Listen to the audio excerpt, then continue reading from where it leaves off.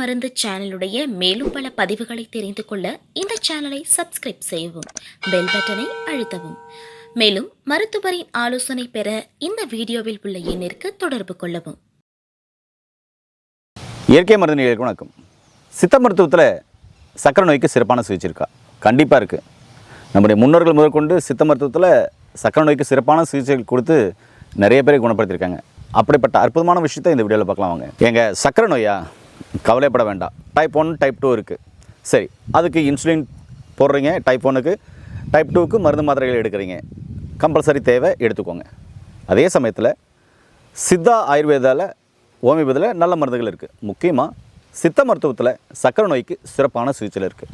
உங்கள் அருகில் இருக்கிற சித்தா டாக்டரை, உங்களுக்கு சக்கரை நோய் இருக்குன்னா தொடர்ந்து அவரை ஃபாலோ பண்ணிங்க அப்படின்னு சொன்னால், சிகிச்சை எடுத்திங்கன்னா படிப்படியாக ரிவர்ஸ் பண்ணி முற்றிலுமாய் குணமாக்கிட முடியும். திருப்பியும் சக்கரை நோய் வராமல் இருக்கிறதுக்கான உணவியல் முறை, வாழ்வியல் முறை, சரிவிகித உணவை அவர் சொல்லிக் கொடுப்பாரு. அதை ஃபாலோ பண்ணிங்கன்னா போதும், லாங் லைஃப்பில் உங்களுக்கு சக்கரை நோய்கள் வராது. சக்கரை நோய்க்கு என்னென்ன மாதிரியான உணவு முறைகள், மூலிகைகள் எடுக்கலாம்னு கேட்டிருக்கீங்க. உங்களுக்கு ஒரு அற்புதமான மூலிகைகளை சொல்கிறேன். சீந்தில் ஒரு 20 கிராம், அதுக்கப்புறம் நாவல் கொட்டை பொடி ஒரு 20 கிராம், நாட்டு கோவக்காய் இருக்கு இல்லையா, அந்த கோவக்காயுடைய வேர் கிழங்கு மாதிரி இருக்கும், அந்த கிழங்கு பொடி ஒரு 20 கிராம், ஆவாரம்பூ பொடி ஒரு 20 கிராம், வெந்தய பொடி ஒரு 20 கிராம். இந்த 5 மூலிகையை சித்தா கிளினிக்கில் வாங்கி நீங்கள் கலந்து வச்சுக்கோங்க. தனித்தனியாக கிடைக்கும், கலந்து வச்சுக்கோங்க. காலை மாலை சாப்பிட்ட பின்னாடி 3 டம்ளர் தண்ணி ஊற்றி, ஒரு ஸ்பூன் அந்த நான் 5 மிக்ஸ் பண்ணி வச்சுருக்கீங்களா இந்த பொடியை, அதை எடுத்து போட்டு நல்லா கொதிக்க வச்சு அரை டம்ளரை சுண்ட வைங்க. சுண்ட வச்சு அதை வடிகட்டி ஆற வச்சு சாப்பிட்ட பின்னாடி அரை டம்ளர் குடிச்சிட்டு வாங்க. திரும்ப சாயந்தரம் அதே மாதிரி பண்ணி சாயந்தரம் ஒரு அரை டம்ளர் குடிச்சிட்டு வாங்க. சரிங்களா? அது சாப்பிட்றதுக்கு முன்னாடி. இது இல்லாமல் சக்கரை நோய் உள்ளவங்க காலையில் சாப்பிட்ற போது நார்மலாக இருக்கிற வெண்பூசணி இருக்குல்ல, திருஷ்டி பூசணிக்கான்னு சொல்லுவாங்களே, அது ஒரு 100 கிராம் அரைச்சி அதனோட தோல் சதவீதையோடு மிக்சியில் போட்டு அரைச்சி புளிஞ்சு வடிகட்டி அந்த சாறு ஒரு அரை டம்ளர் வரும். காலை டிஃபன் சாப்பிடும்போது இடையில தண்ணி குடிப்பீங்களே, அந்த தண்ணிக்கு பதிலாக இந்த சாறை குடிச்சிட்டு தேவையான அளவு தண்ணியும் குடிச்சிக்கோங்க, அரை டம்ளர். அதே மாதிரி முக்கியமாக வெறும் வயிற்றில் அரை நூக்கல் எடுத்துக்கோங்க.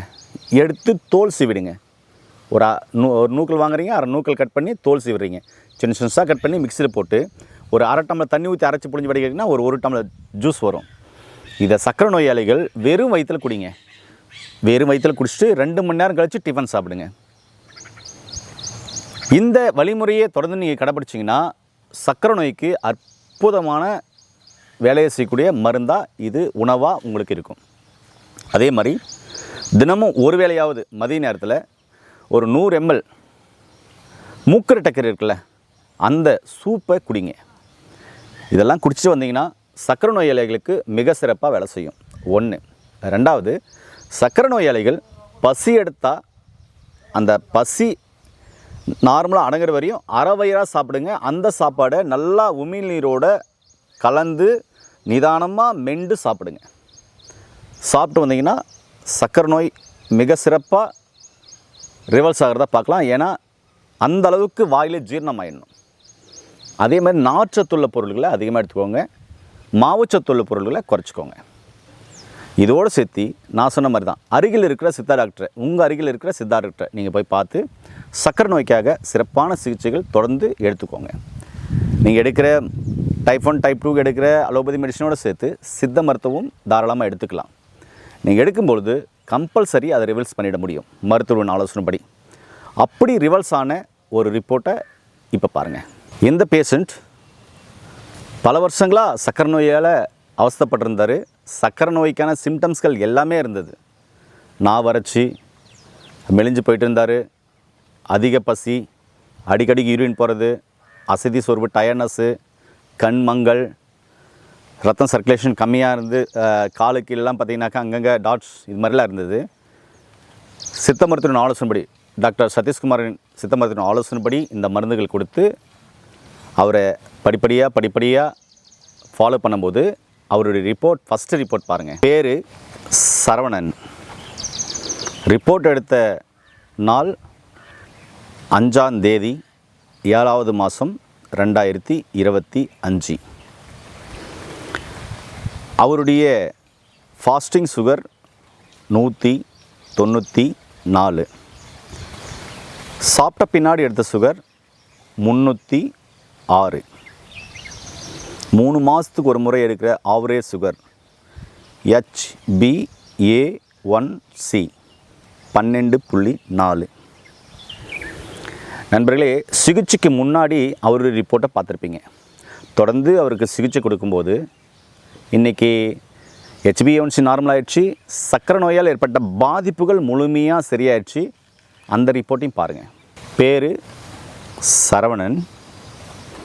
ரிப்போர்ட் எடுத்த நாள் 4ஆம் தேதி 2வது மாதம் 2026. அவருடைய ஃபாஸ்டிங் சுகர் 92. சாப்பிட்ட பின்னாடி 2 மணி நேரம் கழித்து எடுத்த சுகர் ரிப்போர்ட் 128. அவருடைய HbA1c 5.6. நண்பர்களே, பிஃபோர் ஆஃப்டர் ரிப்போர்ட் பார்த்துருப்பீங்க. இந்த இடைப்பட்ட நாளில் அவருக்கு சித்த மருத்துவத்தில் சிறப்பான சிகிச்சைகள் கொடுக்கப்பட்டுச்சு. இன்றைக்கி சர்க்கரை நோய் இல்லாமல் நார்மலாக ஆரோக்கியமாக இருக்கார். அதனால தான் சொல்கிறேன், சர்க்கரை நோய்க்கு சித்த மருத்துவத்தில் சிறப்பான சிகிச்சைகள் இருக்குது. அந்த சிகிச்சையை எடுத்துகிட்டு நோய் நொடி இல்லாமல் ஆரோக்கியமாக வாழுங்க. இல்லை சர்க்கரை நோய் இருக்குது, பல வருஷங்களாக இருக்குது, மருந்து மாத்திரைகள் எடுக்கிறேன், இன்சுலின் எடுக்கிறேன் அப்படின்னா கீழே போகிற நம்பருக்கு கால் பண்ணிவிட்டு படித்து பட்டதாரி மருத்துவம் மூலமாக கொடுக்குற மருந்துகளையும் உணவியல் முறை, வாழ்வியல் முறையை மாற்றி நோய் நொடி இல்லாமல் ஆரோக்கியமாக வாழுங்க.